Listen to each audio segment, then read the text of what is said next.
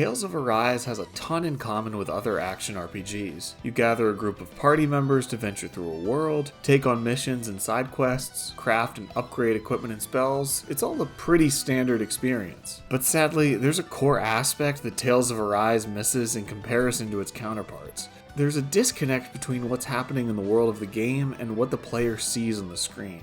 The clearest example of this is the fact that when you enter into combat with an enemy, you don't fight in the same world that you're exploring. Instead, there's a quick transition and you're sent to a large, empty battle arena that's based on your current environment. This might seem like a small thing, but given that combat is the backbone of the gameplay, it's a minor factor that adds up greatly over time. In games like Xenoblade Chronicles or the modern Final Fantasies, combat takes place in the same overworld you spend the rest of the game in. It's a seamless transition between exploration and battle. So why in Tales of Arise are you sent to a big open area that isn't actually part of the world? Sure, it's got the aesthetics of whatever area you're currently in, but functionally it's no different. It eliminates any ways the fights might be spiced up by environmental changes. When all fights take place in the same big, flat circle, there's no variety. Compare that to something like the Dark Souls series, where the environments you fight in can be just as much of a factor in the combat as the enemies themselves.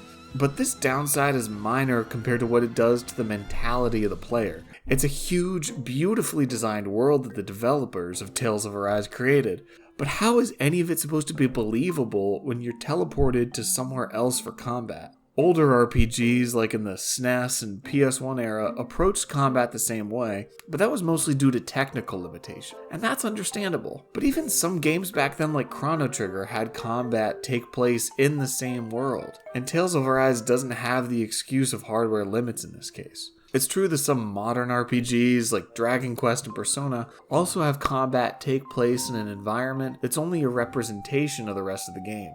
But the key difference here is that those are turn-based games. The distance between what the characters experience and what the player experiences is vast by default. Within the world of those games, the characters aren't actually taking turns with the monsters to fight them. What the player experiences is a representation of the fight, separate from the context of the game. This style of depiction is necessary for a game that approaches combat with a more strategic and tactical mindset. But in an action game like Tales of Arise, you're experiencing battle just as the characters do. Not keeping exploration and combat in harmony doesn't just create a detachment between the gameplay systems, but also between the player and the game. If you want me to care more deeply about the characters and see the struggles they face as real, you have to create a more realistic depiction of progress throughout the game's environment. When you go to jump on a Goomba in Mario, you don't get a transition scene going da-na-na-na-na-na and get sent to an arena and okay, now you can stomp on it. You just go up and jump.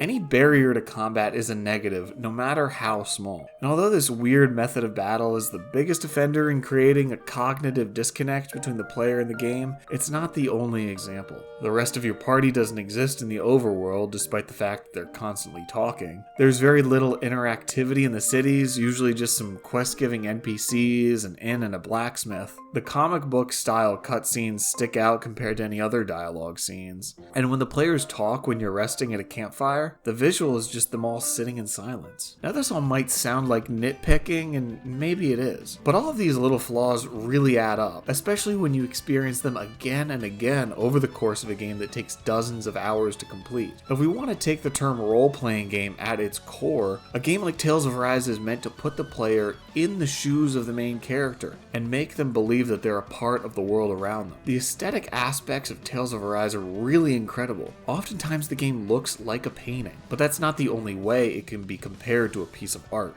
While it's visually very beautiful, it also conveys the message of look, but don't touch. Compare this to something like Breath of the Wild, or even Skyrim. The worlds of those games are meant to be interacted with on every level. Whether you're climbing a mountain or exploring a town, you feel like you're there just as much as Link is. It's a shame that Tales of Arise has these flaws, because the combat is actually pretty fun and fluid, and while the characters can be a bit generic, they all have some likability, something that's essential for a party-based RPG. I hope that maintaining a high level of immersion is something that game designers can prioritize more as technology technology improves. Video games offer a level of interactivity not present in any other form of media. There's so much that games can do that books or movies will never be able to. And when you play to these strengths and create a close connection between reality and the world of the game, that's when you can make something truly great.